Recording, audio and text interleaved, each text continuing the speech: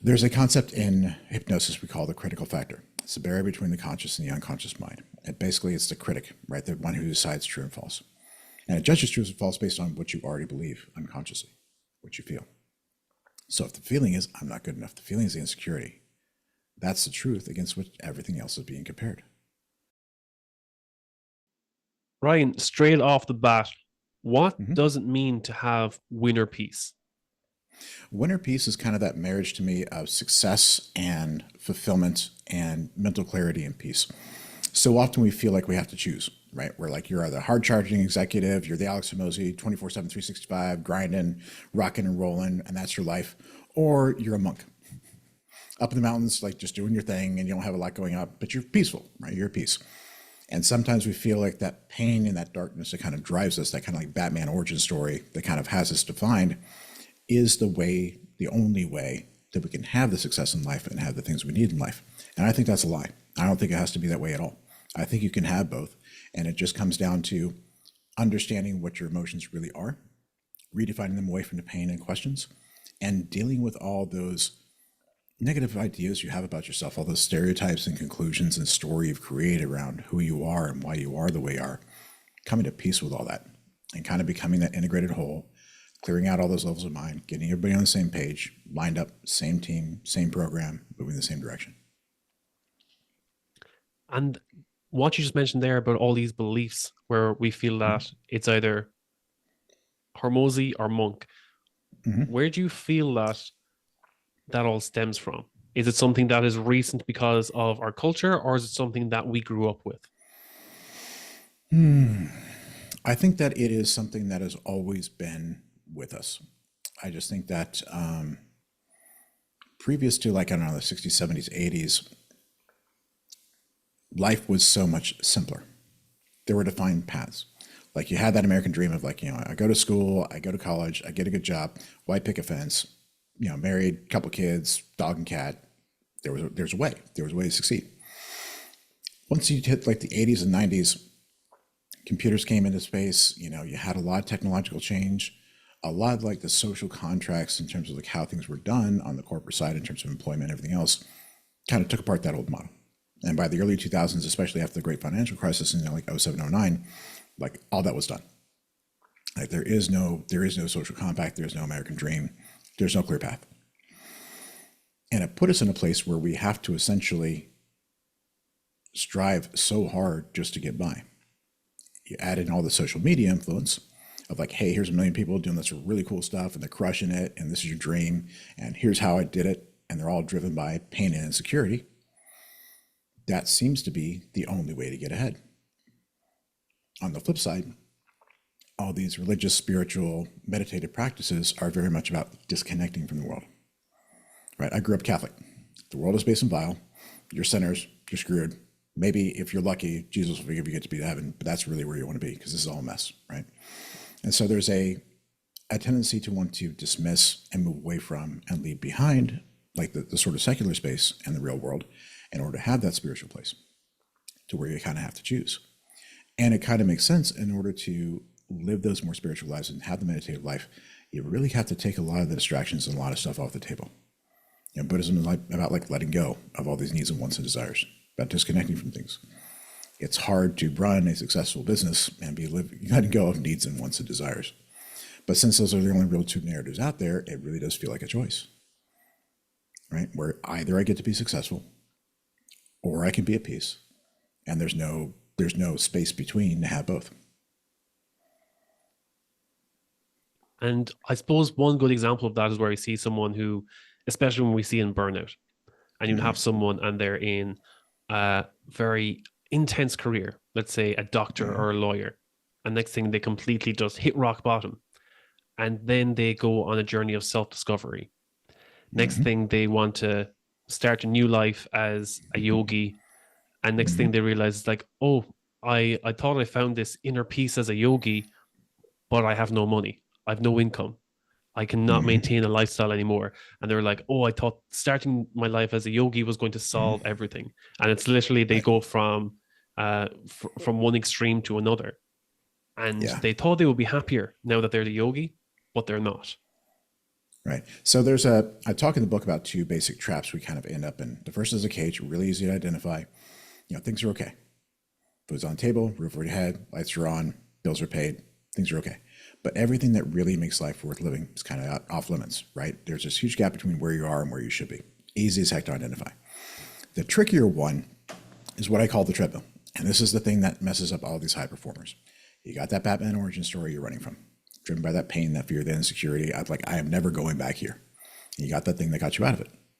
And this becomes your life, right? Whether that's your business, whether it's athletics, academics, whatever that happens to be, that becomes your life. As soon as that thing stops working, now you get a big problem. This is the burnout thing. You've been using this to justify why you're good enough and keep away that pain and insecurity. Boom, that breaks. Now what? You're kind of SOL. So you got to go down the path of self-discovery, self-help. You actually have to figure out what's going on and deal with the demons inside you because they finally caught up with you. What often happens, though, is that becomes your new treadmill. This is the way to feel better. So I'm going to go on like 30 ayahuasca journeys and spend my time as a yogi. And you find that equally unfulfilling. Why? Because you're still starting to solve the same problem, the fear and the insecurity and the doubt, from the outside in rather than the inside out. The way of winner peace is let's get down to that root thing, figure out where the heck it came from in the first place, fix it. So now you don't have to be on that treadmill running from the pain. You get choice again, right? Because if you're always running from that pain, always chasing that carrot, what you're doing is a compulsion, not a choice. It brings me back to when I first burnt out, and I realized that one of my main activities that I was doing, let's say, to stay healthy was I used to always go for these long runs in the evening after work. And I Yeah, found out that those runs were not actually serving me in any way. If I was both figuratively and literally running away from my emotions. So if I had a yeah, stressful day at work, I looked forward to that evening run where I'd get nice runner's high, that endorphin boost, and I'd be like, right, okay, I feel good about myself at the end of the day. yeah, But over time, I was absolutely wrecked. I was so exhausted because of these long runs after working a 12 to 14-hour day and wondering, oh, I should feel better. Why am I not feeling better? And it wasn't until I was told to stop going for runs and instead go for an hour-long walk and be alone with my thoughts and give myself some time to process those emotions that yeah, things started to click for me. So it yeah, was something that I thought was a healthy behavior, like exercise, running, but it was at such an extreme that I was not processing what needed to be addressed. So yeah, I think that kind of fits in your as an example. yeah. It's one of those, okay, when things are not working, we always find a way to cope with it. We have to, right? Some it's like, okay, I'm just gonna work harder and harder and harder. I'm gonna drop that pedal to the metal even harder, go even faster, right? Because I just can't let things catch up. A lot of other people find some other way to cope. Drugs and alcohol, classic. Let me go ahead and numb myself out. Let me make myself feel good, whatever that happens to be. Alcohol was kind of always my go-to, always kind of been a thing. Not really so much anymore, but that was my kind of like, okay, I'm gonna have a couple drinks after work, turn everything down. Exercise is a really tricky one. Oh, it's such a sneaky one. Because number one, oh, you're staying fit, you're staying healthy. It's a good thing, right? Everybody looks at you and say, oh, you're doing a really good job. It's its own kind of little treadmill that way. Got that carrot and stick, right? The other thing is what you're fundamentally trying to do is physiologically force a certain mood and a certain state. Right? You got these different neurotransmitters. They kind of make you have a certain experience consciously in terms of a particular mood or a particular emotional state. Fine. You're trying to change that, create an emotional state by driving the physiological reaction. But to me, there's two pieces of any emotion. There's the thing it means, and there's the physiological cascade. If I'm afraid, all that freaking stuff happens in my system where I'm getting ready to run. Great. Happiness is the same thing. Let me go ahead and release all that dopamine and serotonin. Well, if I'm artificially creating a bunch of dopamine and serotonin, then I have the experience of happiness, but not the meaning. Which is kind of what you're running to. I feel good. Not about myself. I feel good. I'm going to tell myself it's about myself. I feel good. Right? And so it's really easy to fool yourself into thinking and acting as if things are right, as if you're doing the right thing, as if things are good, because the emotional state is there or the experience of the emotional state is there without the truth behind it. Yeah, it's like just it's like a bypass in a way. So you're Yeah. you're you're getting the end result, but you're still not addressing the root problem. It's like Yeah. same as taking painkillers or anything. You're like, oh, I can Yeah. address the headache, but you're not addressing the source of the headache. Yeah. Exactly. It's like cold plunges will increase your dopamine by like 2.7 times. So does cocaine.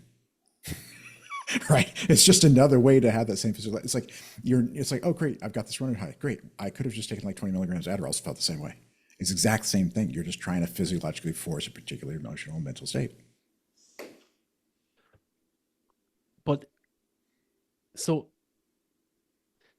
let's say we'll use the cocaine and cold plunge example where you're going to get, let's say, the same end result, Yes. but of course you would assume that the cold plunge is probably the healthier habit to pick up, Right. probably Sure. the less destructive of the two. Sure.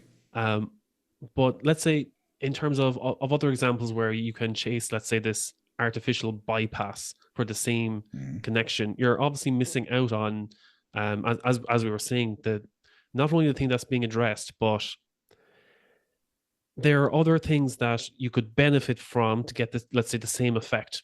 Let's just take an example. If you wanted to um, have a feeling of connection, and it Sure. was okay, you can meet a real person and build a relationship with them and develop the oxytocin and dopamine hit, or you can take this little capsule or this little vial and it will Right. give you all the same hormones.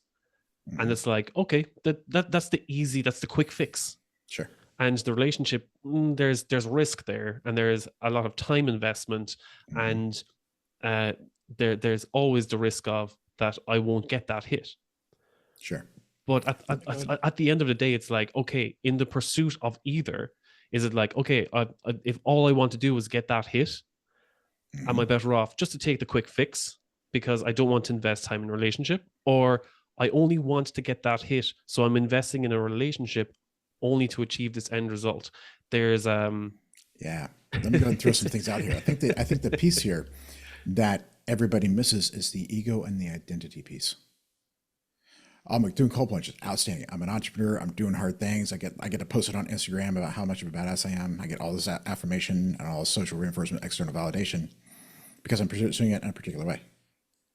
Same result, but I also get all this ego stroking, which is really fun, right? Talking about like building connection, great. If you're going to try and build connection to make yourself feel a certain way, it's got consequences, right?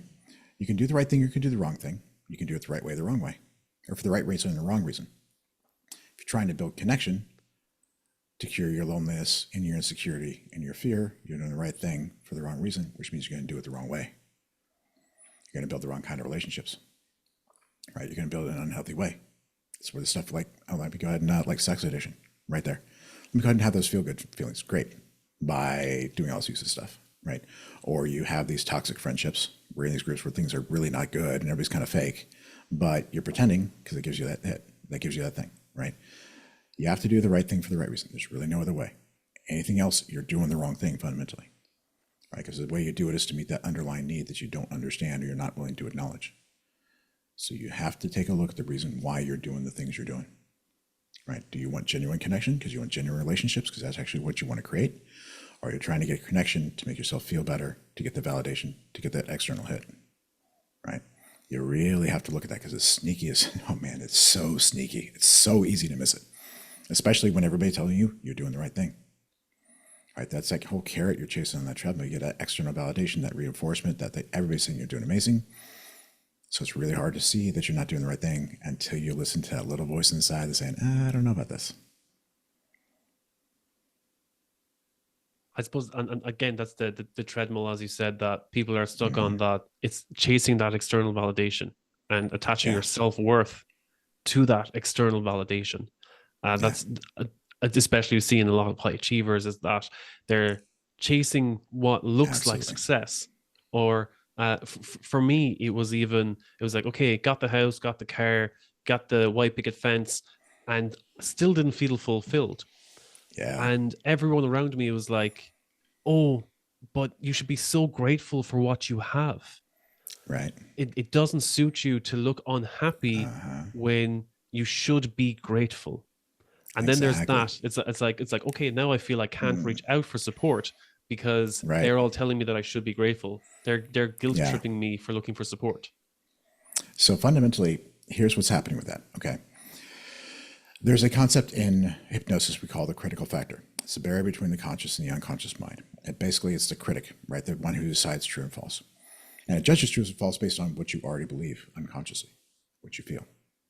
So if the feeling is, I'm not good enough, the feeling is the insecurity, that's the truth against which everything else is being compared. So what you're really doing with external validation is trying to prove that feeling wrong. I don't feel like I'm good enough. Great, I'm going to prove that I am. Don't really feel good about life. Okay, here's a checklist. Build a good life. And then I'll have that, right? But if your mind is judging true and false based on what it already believes, does successful match insecure? No. Does successful match I'm not good enough? No. Which means what? It's getting ignored. It's false by definition. So no matter how successful you are, that feeling will never go away because it refuses to get any evidence to the contrary. You create that life that everybody says you should have to feel a certain way because you don't feel like you should. You have the life, you still don't feel the way you should. Why? Because it doesn't match that feeling. Which is why the work I do is so focused on, okay, let's get down to why the heck that is feeling that way in the first place. Let's prove that wrong. Let's change that belief deep down below so that the success does match. You can actually have that feeling. But the beautiful thing is, then you don't need the external validation because it's actually true from the inside out. You don't need to prove it anymore. The only things we have to prove are things we don't believe. Believe in God, don't have to prove it. Do you have to stand in front of the mirror every day and say, I'm a man and I am a podcaster? No, it'd be ridiculous. Why? Because it's already true. Don't have to do anything to reinforce it. So if you're trying to prove you're successful, trying to prove you're good enough, by definition means you ain't, which means it's never going to work. You mentioned there, let's say, using hypnosis as a tool. Does using hypnosis help to break down that resistance or barrier more effectively? If, let's say, if you have a lot of resistance, let's say you're questioning things, you question your successes, about building evidence for yourself. Do you have to be accepting for hypnosis first, or does the effect of hypnosis help to break down that resistance initially? Okay. So fundamentally, hypnosis is just a set of tools that gives us access to our unconscious mind. That's it. Opens the door. What you do when you're down there, that's the secret sauce, that's the art, that's the magic. Fundamentally, one of the biggest difficulties we have is we think that only one thing can be true at a time. Oh, I think I'm successful, but I feel like I don't. Only one of this has to be true at a time. No, you're looking at the world through two different lenses at the same time, looking at the trees and the forest at the same time. The emotional conclusion you're drawing is the emotional conclusion or the conclusion from looking at the pattern over time. Narratives that run through things. So yes, you're successful now, but have you always been? You're successful in this area. What about the rest of the areas of your life? Right, so it's taking that forest view, that 30,000 foot view, rather than look at the specifics. So you can actually come up with two very different conclusions at the same time, looking at the same thing, because you're doing it from two different perspectives. Step number one, recognizing that they are both true and correct at all times, is step number one. And if they don't agree, you should probably figure out why, because there's a disconnect there. There's a disconnect between how things look from those different perspectives.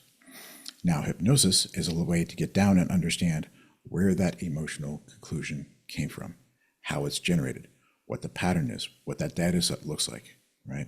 And then work with it to change it, okay? Because there's a chain of logic that created that, right? There's a series of events, a series of things that created a certain pattern. Your mind said, this means this, right? But that way you have access to the whole data set, not just the stuff you consciously recall. Because we have one story about the way we are. We have these different events, things make sense, we got a story, great. That's not the whole data set. That's not the whole story. These can be very different. So this one is wrong in some way, shape, or form, right? Has to be, otherwise you'd be living the life you want and be feeling the way you want to feel. So it's got to be wrong. Hypnosis allows us to get access to what's really going on down there, help understand it, and help reframe it, change it, get everybody on the same page. Sometimes you got to be doing the work on a conscious level to create that space for that, saying, okay, I'm wrong about what I think. Like, I'm wrong about the way this stuff works. So it worked the way I said it would. I'd be getting result A. I ain't getting result A. Something's got to be off. Show me what's true. So the hypnosis is, as you said, you're changing let's say, the existing data set, but You're changing the conclusion from the same data by using a different set of logic, a different set of tools, drawing a different conclusion. Right? You have a Okay. certain chain of logic, great. Got to prove that old chain of logic wrong. Then you can create a new chain of logic that creates this different conclusion from the same data. Can't change the data. What's happened in your life has happened. Right? Trying to change it means you're lying to yourself. It means you're asking your mind, hey, I can't handle this. Let me live life. Okay, you get to live a lie.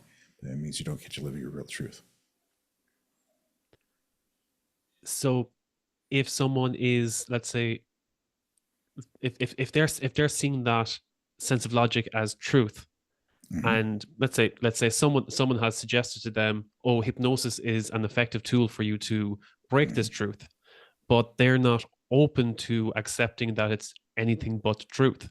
Mm-hmm. Does that make the hypnosis ineffective on that person? Fundamentally, they won't. Okay, you have to be willing to do the dance. All right, hypnosis is a voluntary process, is a voluntary state. You have to allow me to lead you down there. You have to allow me to do the certain work. You have to be willing to face the things that you want to face.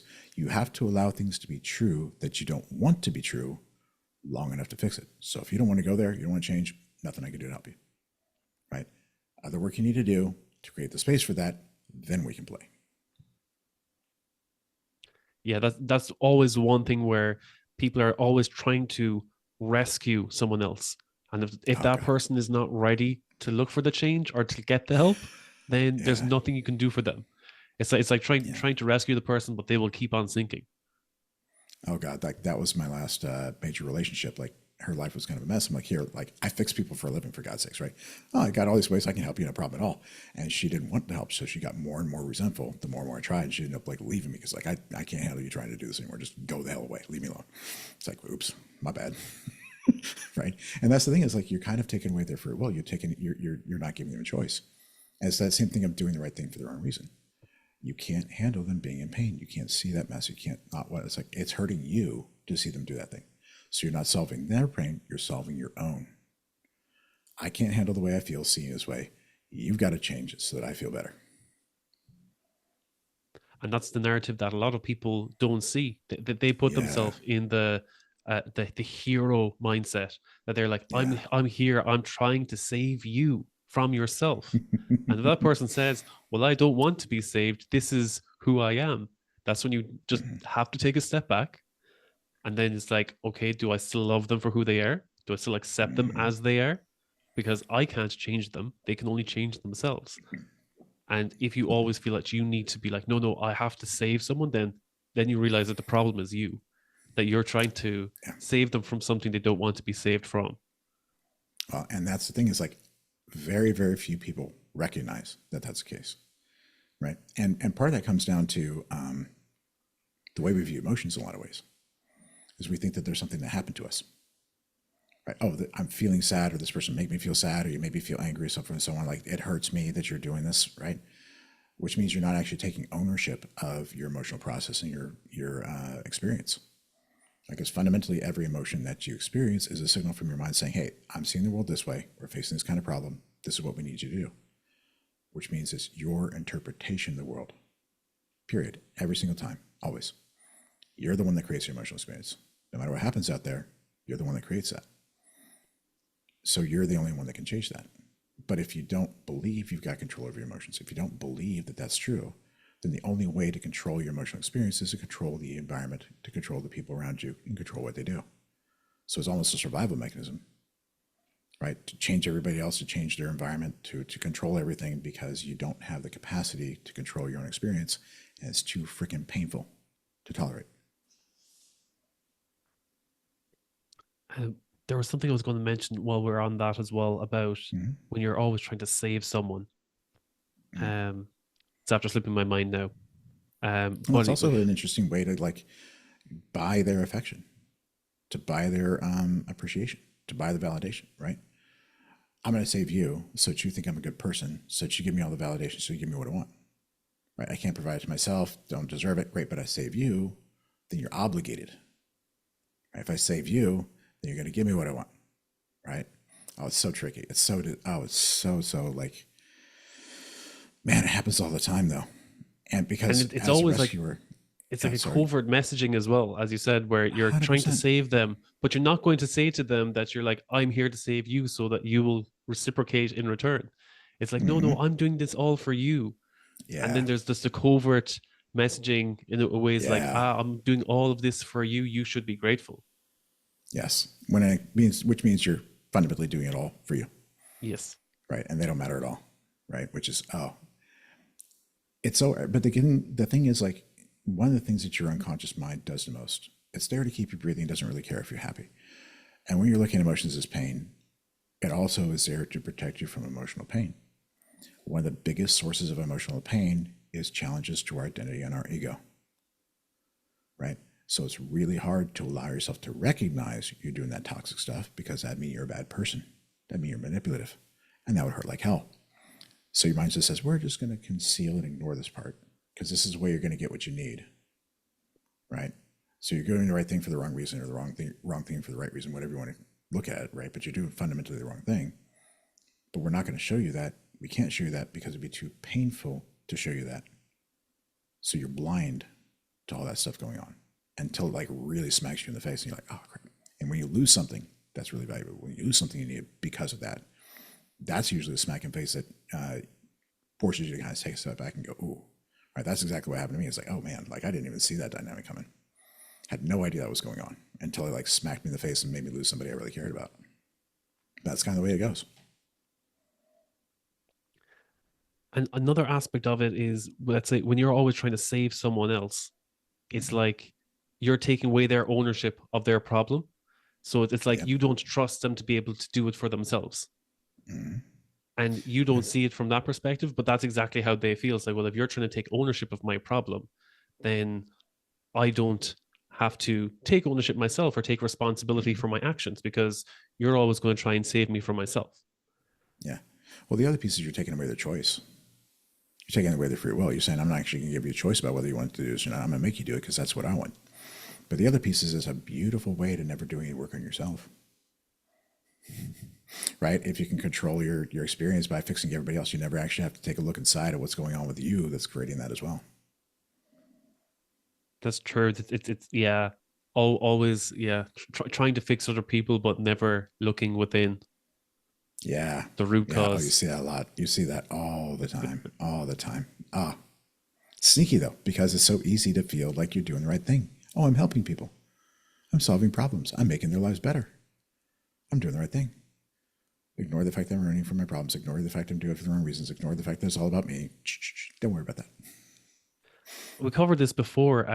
We with healthcare workers. We saw this a lot in Mm-hmm. healthcare workers. The difference between being a caretaker and a caregiver. And the Yeah. caregiver was coming from a place of vocation. They wanted to help other people. There were people who were kind of invalids, and they could not do things for themselves. And of course, they Mm-hmm. would need medical attention every hour of the day. And they can never reciprocate the amount of Right. attention that they need. Yeah. And the caretaker would do the same thing, but they would expect the patient, or they would expect it from a family member who was ill, to reciprocate in some way, even if it was just through appreciation or saying, oh, I feel so indebted to you for all the work you do for me. And they would seek that validation as Mm-hmm. as a payment, and or Yeah. as reciprocation for all the Yeah. work that they did for the other person. And Mm-hmm. they would see in their own mind that it was their vocation, their calling to do this, Sure. but it was seeking validation from the injured party. Yeah. And fundamentally, that's internal versus external locus of control, or internal motivation, intrinsic versus extrinsic motivation. Right? Intrinsic motivation, internal locus of control. I'm doing this because this is what I choose, because it's what I enjoy, because like this is who I am. Right? These days, I'm definitely moving from a place of like I enjoy the crap out of doing this work. I love diving in and solving problems. It's the most fun thing in the world. And when I'm done, your life is better. You go out your day. Things are, you came with a certain set of problems. You don't have those problems anymore. Outstanding. Go live your life. Right. I actually like refuse to do any coaching. Refuse to do anything other than I do the specific process. I solve this problem. Go away. Why? Because I want to solve this stuff. This is the stuff that I'm like really good at that nobody else really does.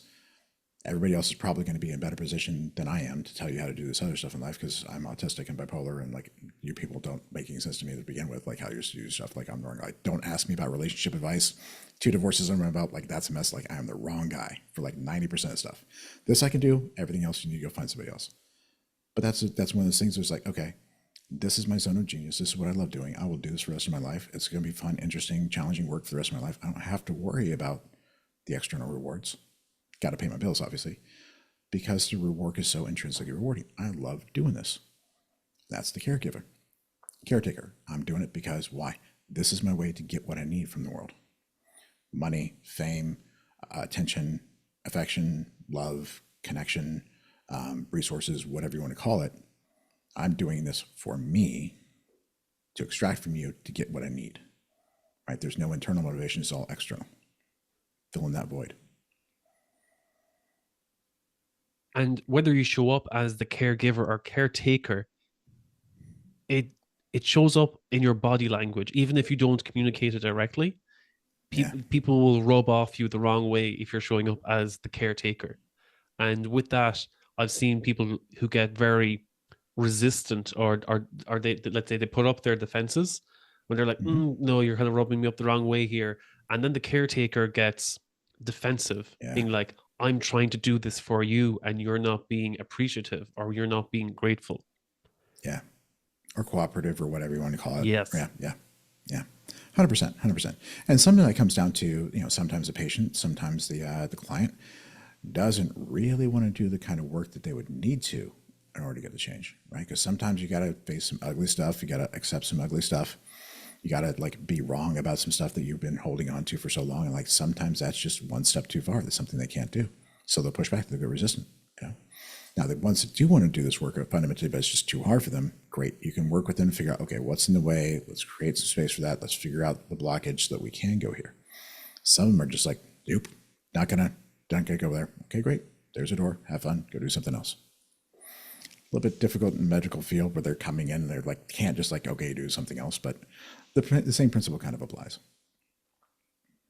Yeah, it's again respecting people's free will. Yeah. And where the, let's say, the caretaker, as you said, who is looking to cure the person or look for the, let's say, the external validation by helping someone, then if someone was to resist their help, they're going to push to say like, no, you need this in order to work for Yeah. to go forward. You need my Yeah. help.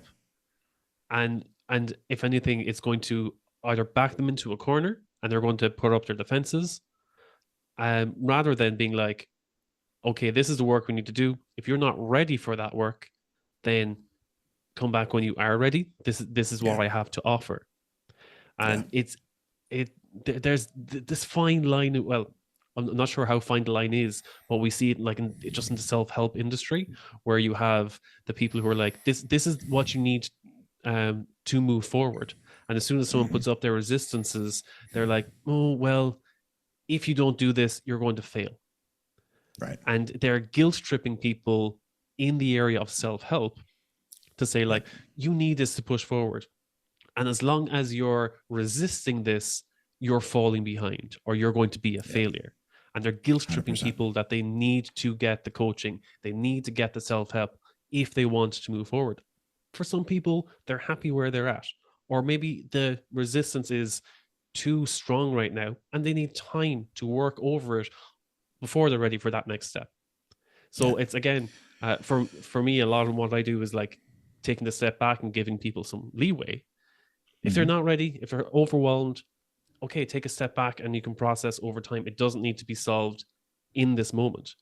But if they're Yeah. open to the change, if they're open and they're like, look, I know this has been bothering me for the past 20 years and I'm ready to move on. Okay, this is going to be raw and uncomfortable work. If you're Mm-hmm. ready to work through this, I'm here to help. But if you're Yeah. not, I'm not going to push you past your limit. Right. Right. And there's a lot of different pieces around that. Again, like you go back to that idea of your mind protecting you from emotional pain. Like that's some heavy stuff to try and play with. That's really some heavy stuff to try and overcome, right? Because every instinct in your body, like your survival mechanisms, are like, I can't go there, right? And that's like, okay, how do I crank down the pain? How do I make it more, less scary, like whatever that is? But you got to like dig into that pain, and they got to be willing to do that too. A lot of people aren't.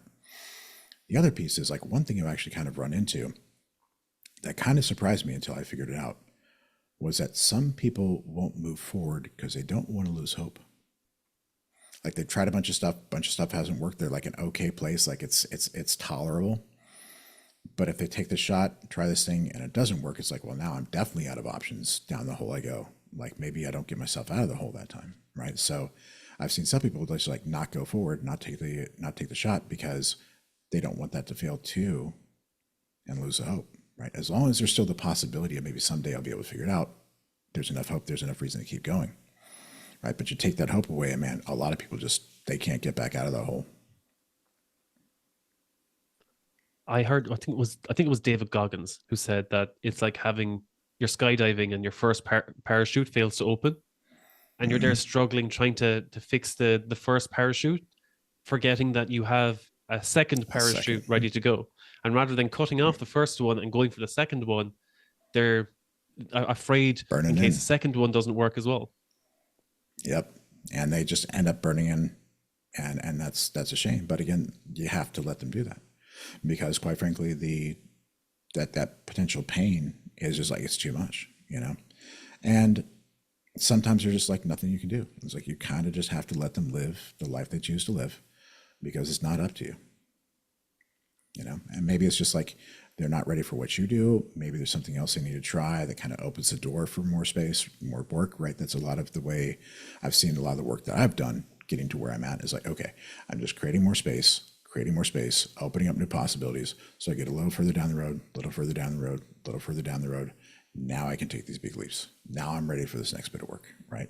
Because I created the space and created the opportunity by building that foundation, fixing things piece by piece, fixing like the biggest problem that I have at the time. If the biggest problem they have at the time is potential for hopelessness, that's probably what you should fix rather than do the stuff that I do.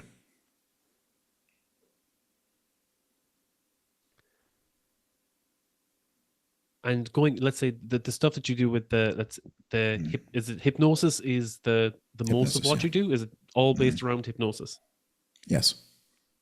Everything I do is around hypnosis. Everything is based on trying to identify and fix those biggest high level conclusions, right?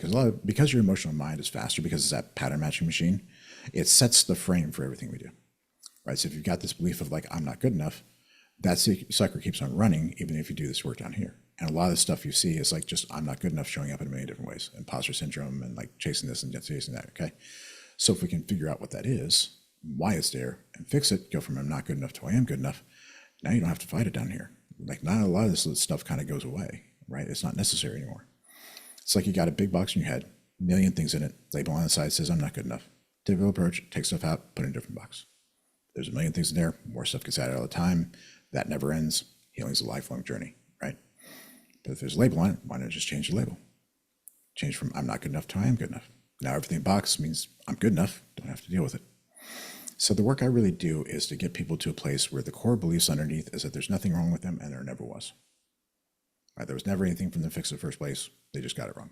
There's nothing to heal. There never was. There were never wounded. Trauma is not really a thing that they experienced, right?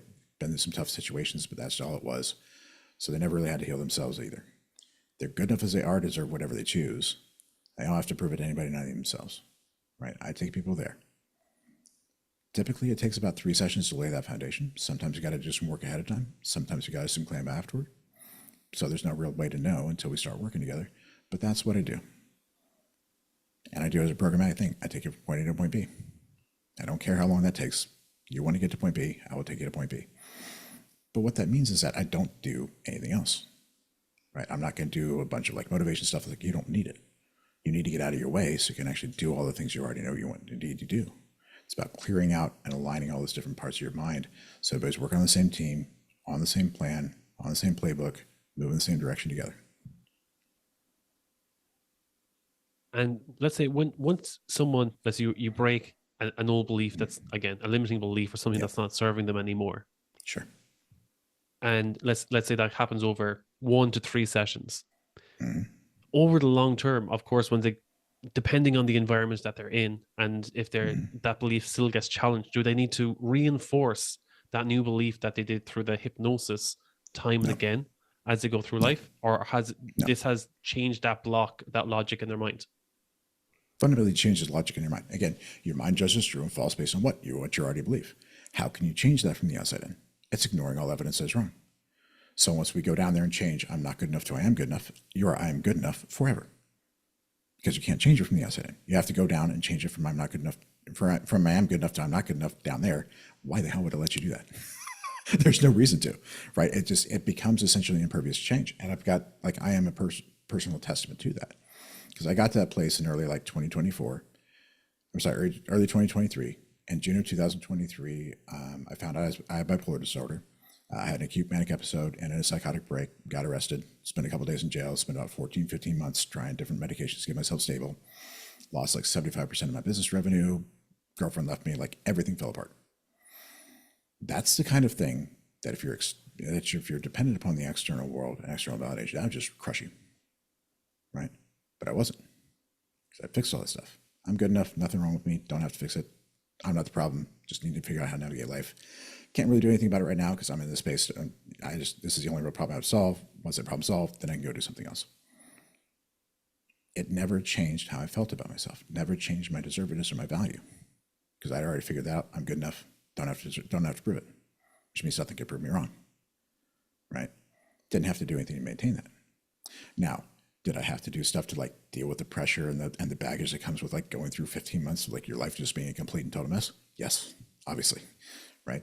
But I didn't have to do anything to sustain the belief, because the belief is impervious to external information that doesn't match, right?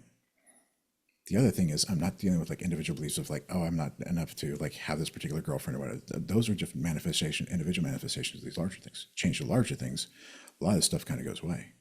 The reason we're playing whack-a-mole is because like, okay, I'm good enough to deserve this. What about this? I got to change that. What about this? Got to change that. Why? Because I'm not good enough, but it's still playing out in all these other ways, right? That's why we have to play that whack-a-mole of like, okay, this belief, this piece, the other piece. Oh, now I got to do this. That's why we're stuck on that treadmill, just like running and chasing and fixing all our times, right?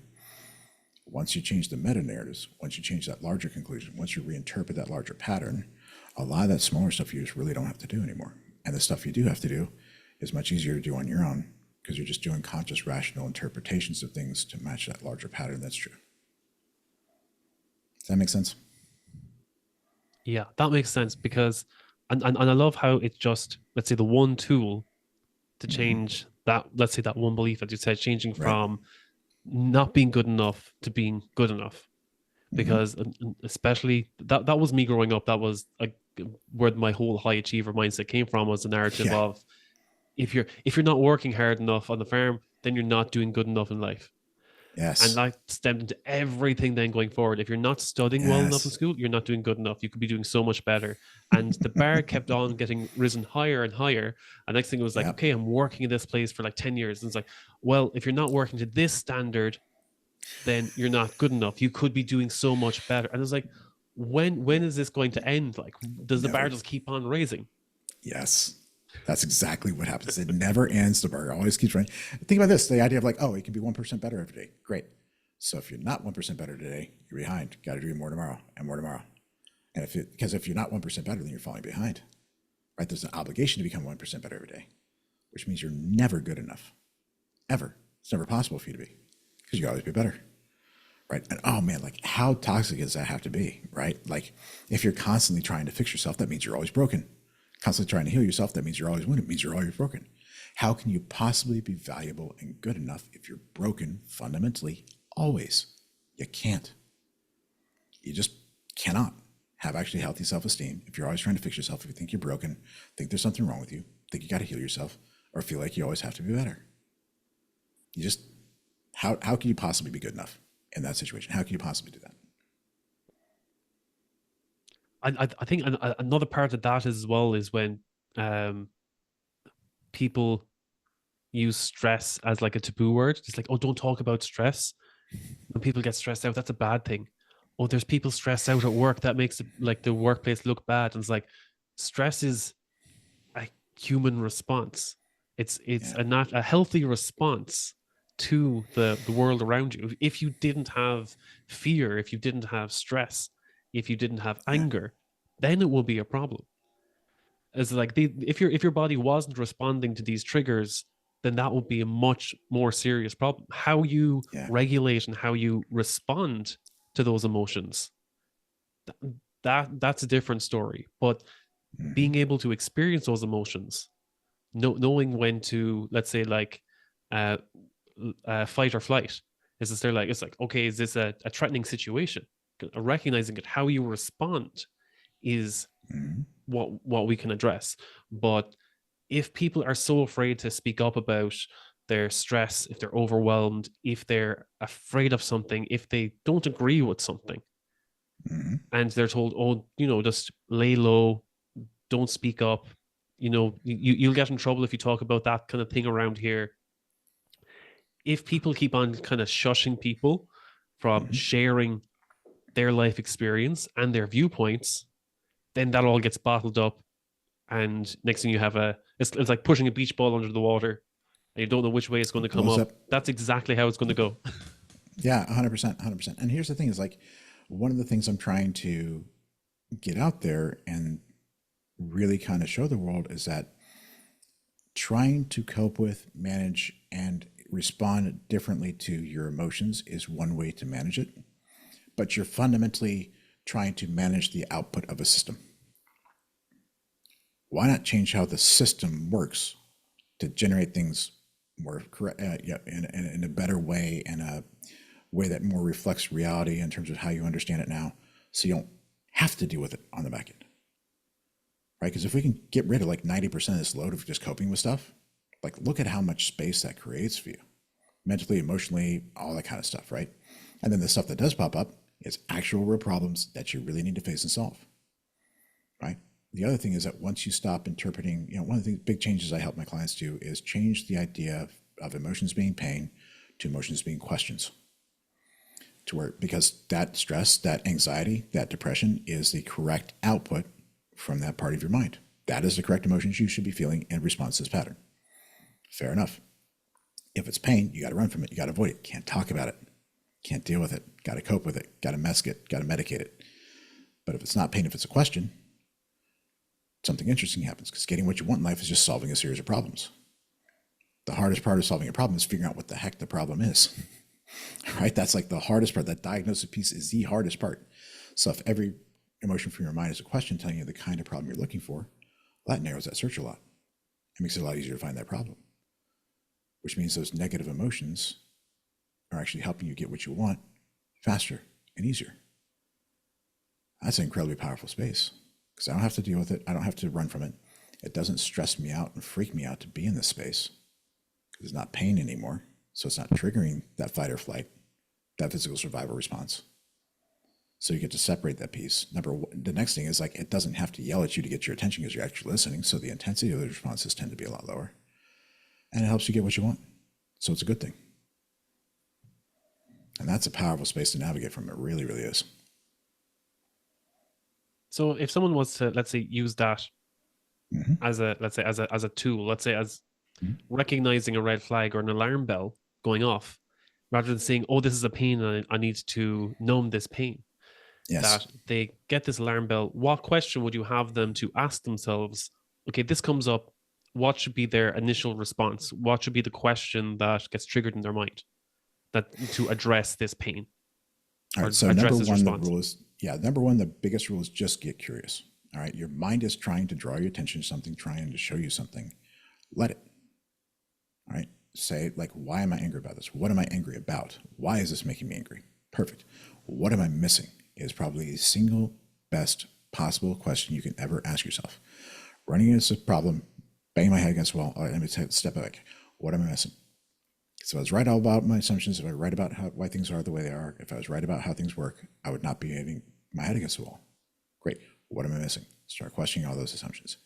And your mind's going to show you, oh, what about this? Let's go down this rabbit hole.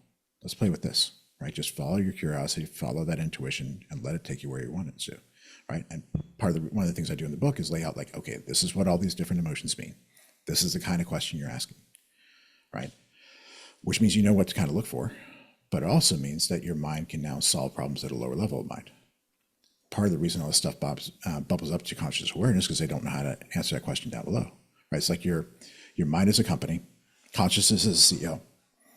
The rational mind, emotional mind, instinctive mind, the different teams underneath that are doing different things. Great. If your mind doesn't know what to give that emotional mind when it's running into one of these problems, it has to ask consciousness for help. It has to go to the boss. It doesn't have a choice. So once you start reframing things from pain to questions, and you start teaching your mind what these questions are, now they can coordinate stuff down below a heck of a lot easier.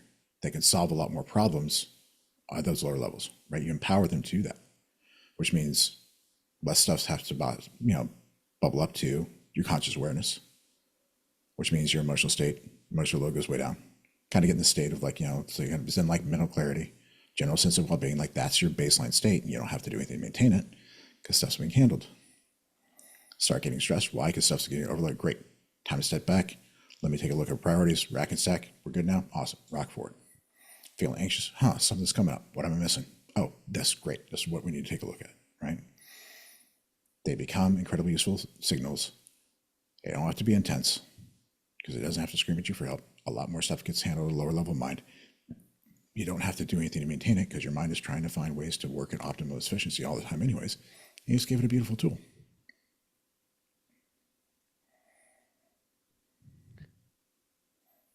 I like that. Getting curious with yourself. These are the tools that people always overlook. Being like the simplest tools, the ones that are right in front of us, and people are always overlook. Being like, "Oh, that's too easy." Oh, Yeah, I need something that I need a complicated system, something that's going to yeah, cure everything, a cure all. And it's like, right. no, just get curious with yourself. Yeah. It's kind of Well, start from there. oh my God. So did a lot of plant medicine stuff in my journey, and one of the kind of like capstone experiences I had was one where I was on DMT. Basically like blew off, hung out in like the crater, like ceased to exist for a while. Came back, and the thing is, I came back with this answer. I'm sitting there. The next thing I'm aware of, like I'm on my knees, curled up in a ball. I am laughing hysterically, can't stop laughing. And the thing I kept on saying over again was like, it's all so freaking simple. Because when you get it, when you actually understand it, it really is. It's that Bruce Lee quote. When I was a beginner, a punch was just a punch, and then in the middle, a punch was 100,000 things, and when I was a master, a punch was just a punch. But you got to go through that complexity to really kind of get down that. It's like, this is the nugget, this is the key, this is the lever, right? Because when you figure it out, it really is like so frighteningly simple. Oh, they're not paying their questions. Oh, I should be leveraging this way. Perfect. Off we go. Right? It's complicated because we don't get it. It's complicated. We don't understand what's really going on. We're looking in the wrong place. We're trying to pull the wrong levers. Right? Try and fix somebody who's got diabetes, get them lose weight when they don't know they're diabetic. Really freaking hard. Once you realize they're diabetic, oh, check. Here we go. Right? But it's that diagnostic piece of like, what is the actual problem? And just keep on asking questions. If it's complicated, you don't get it yet. Keep going. There's other layers. There's things you're missing. There's assumptions you've got that are wrong. There's a perspective you have that are wrong. Great. Keep digging until it's simple. Because once it's simple, you're off to the races. Yeah, I think when people make it overcomplicated, it's because they're putting up, let's say, a higher barrier of resistance to doing the actual work. Just think, oh no, it's too complicated. I don't have the time.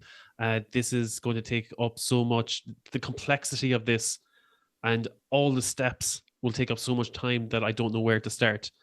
But when you give someone something as basic, I'm giving you one step, or I'm giving you one question, or I'm giving you one task that you can do that will take 20 seconds in the morning. Just one thing you Right. have to do, and you make it ridiculously simple and take away all other, let's say, barriers of starting.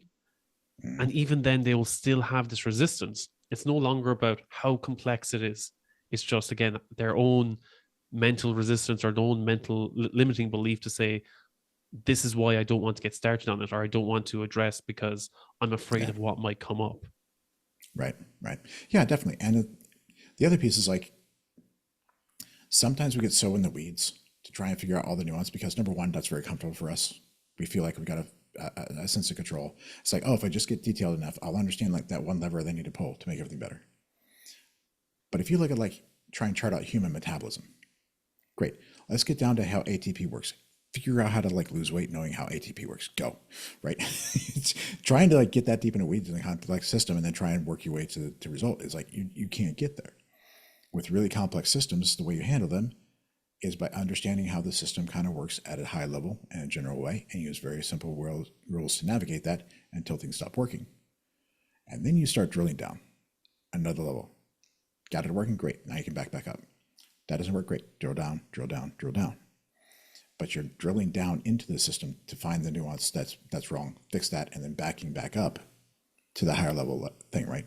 You want to use the most simplistic, abstract model you can at any step of the way, because that's the simplest, easy way. That's the fastest. That's the most effective.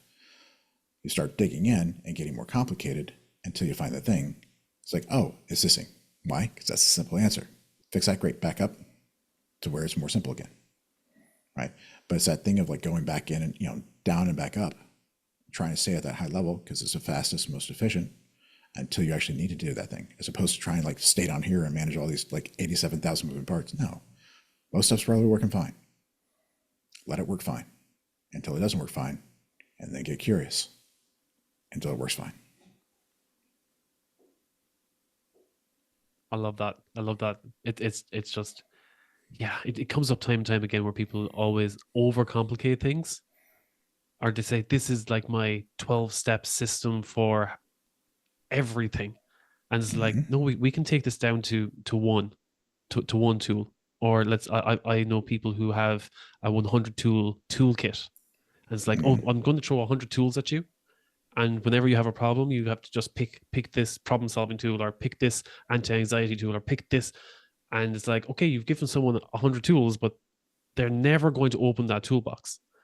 Right. It's like, but if you can give them one place to start, one fundamental place to start for almost everything, then and because they'll be using that for almost everything, they're going to become a master of that tool, or they're going to become confident in using that tool, and they'll know, oh, I can just pick up this one tool. It's not a cure-all or a fix-all or a quick fix tool, but it's a start. It's somewhere that I know I can start confidently, and where it takes me, it can go in anywhere, but at least it's a start. It's a start in the right direction.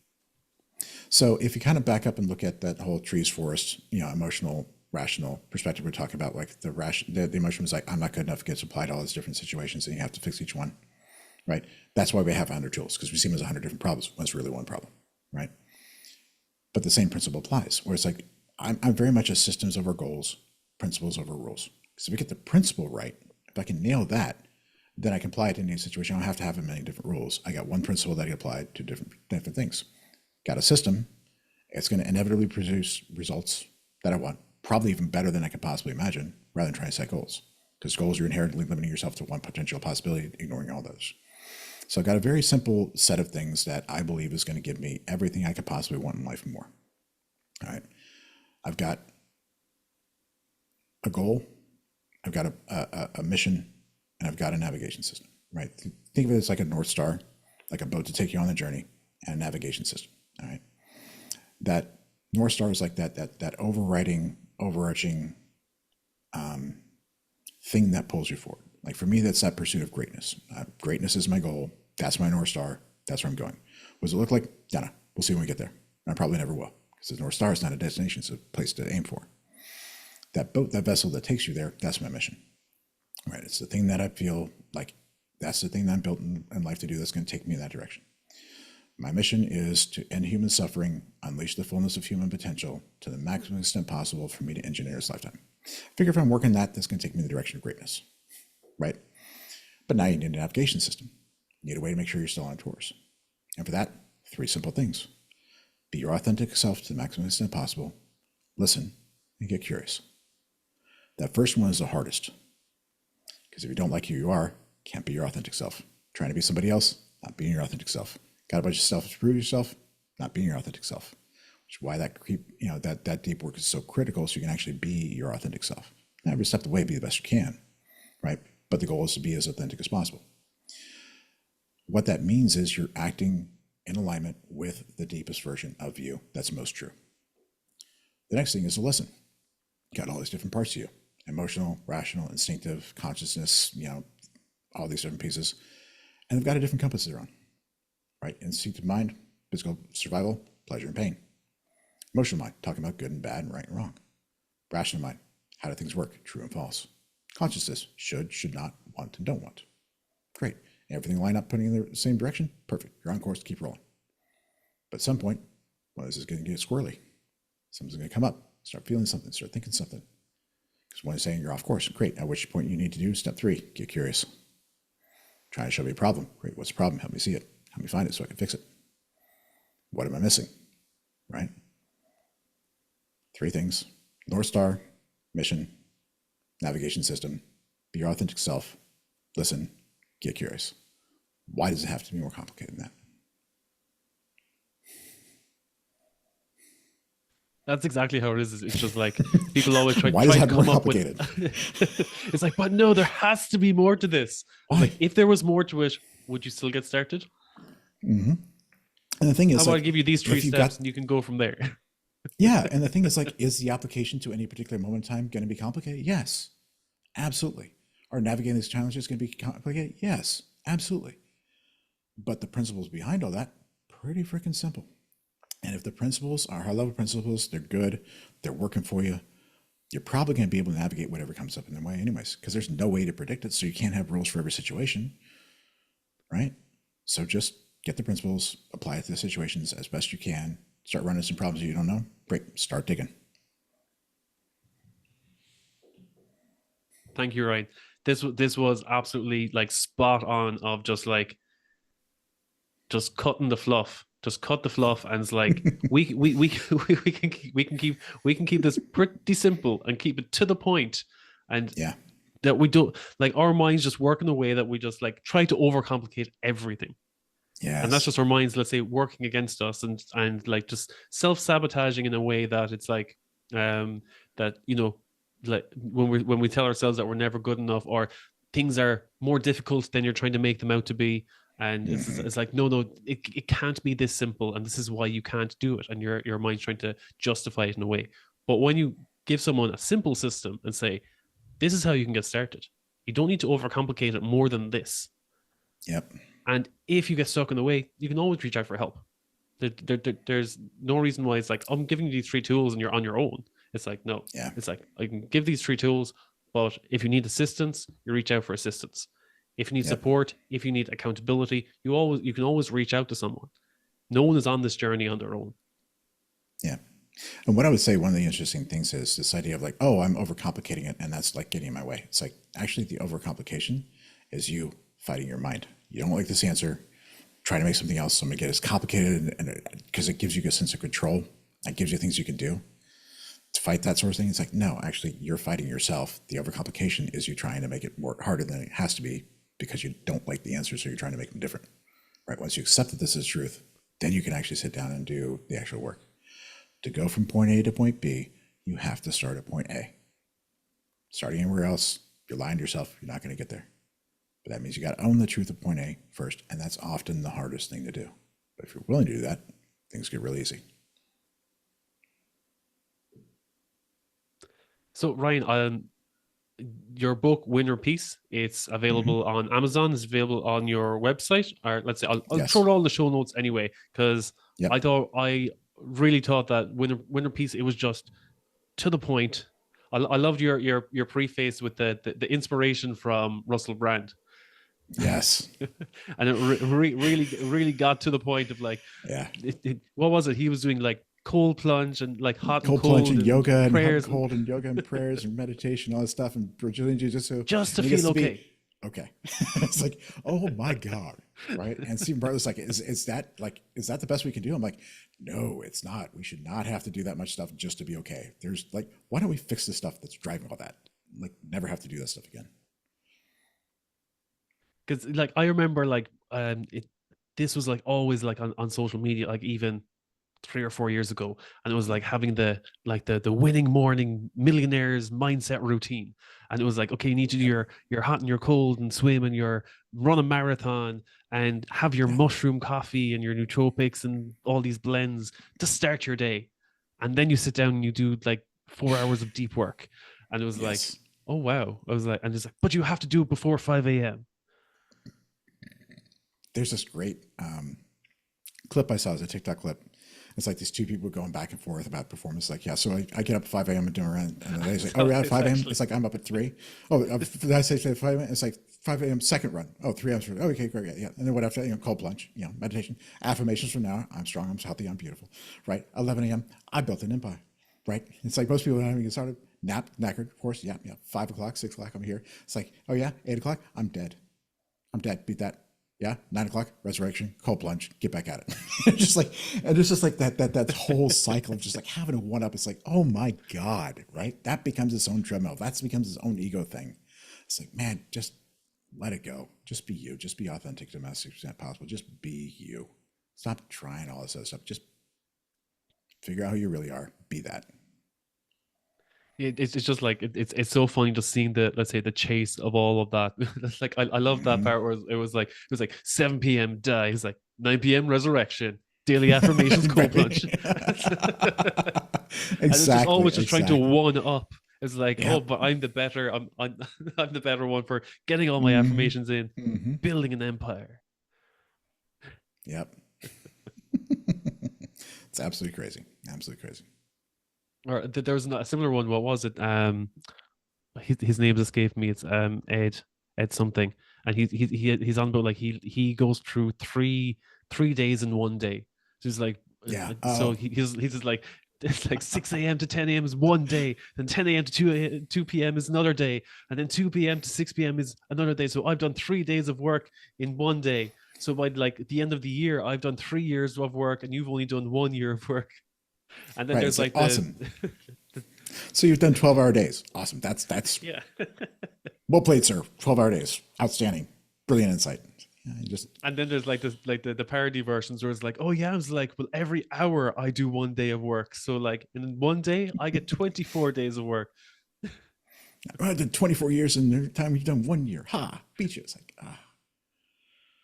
what a mess. What a mess. Right. This was brilliant. And again, it's just like cutting the fluff.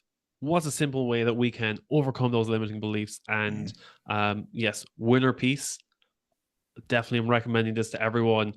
Just the change of mindset alone and unlocking those limiting beliefs, and Mm, it's so different to what's being taught in the self-help industry at the moment, where everyone yeah. is just like, it's all this shaming and guilting stuff. But like, you know being able to access that part of yourself, or even being willing to be curious to question those parts of yourself and Yeah. see what that brings up, is a great place for people to start. So thank you. Oh, you're quite welcome. Quite welcome. And when you're ready to do the deeper work, my website is www.ryanthehypnotist.com. Hop on out for free 45-minute consultations. We'll dig into what's going on. I'll tell you why things are happening the way they're happening. We talk a way to get you to that place you want to be. Awesome. Thank you so much, Ryan. Well, thank you so much for having me. It's been an absolute blast.